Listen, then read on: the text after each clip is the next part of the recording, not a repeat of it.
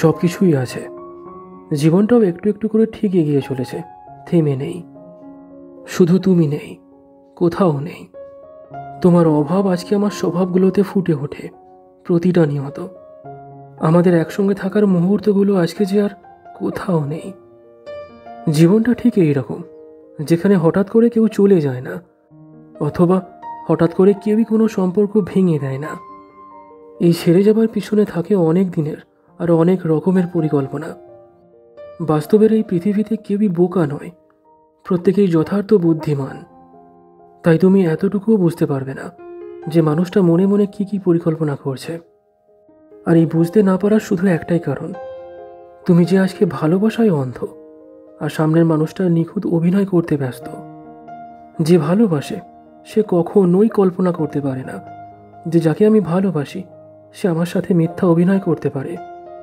ছেলে হোক বা মেয়ে, সুন্দর রূপের পূজারী সবাই, কথাটা কিন্তু মানতেই হবে যে সামনের মানুষটাকে দেখে যদি তোমার পছন্দ না হয়, তাহলে তুমি কখনোই তার প্রতি ভালোবাসার অনুভূতি তৈরি করতে পারবে না। তাই পছন্দ জিনিসটা না সর্বপ্রথম এসে ধাক্কা দেয়।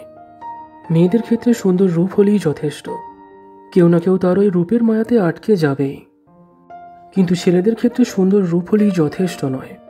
ছেলেদের পৃথিবীটা সম্পূর্ণই আলাদা, যেখানে পর্যাপ্ত অর্থ ছাড়া যে কোনো ছেলেই একটা জড় বস্তুর মতো। সবাই হাতে নিয়ে উল্টে পাল্টে দেখে তো ঠিক কথা, তারপর ছুঁড়ে ফেলে দেয়।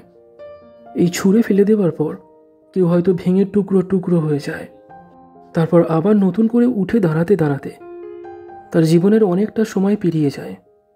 কেউ হয়তো এমনও আছে যার আঘাতের পরিমাণটা এতটা বেশি যে আর উঠে দাঁড়াতে পারে না, তার জীবনটা ওখানেই শেষ। অনুভূতির অনুভব সবার মধ্যেই সমান থাকে, সেটা ছেলে হোক বা কোনো মেয়ে। মানসিক কষ্টে সবাই ডুবে মরতে পারে। তাই তো ভালোবাসার গাছটা বড় হবার আগে সামনের মানুষটাকে যদি পছন্দ না হয়, সেটা শুরুতেই জানিয়ে দেওয়া দরকার। তাতে করে কষ্টের পরিমাণটা অনেক কম হয়, অথবা সামলে নেওয়া যায়।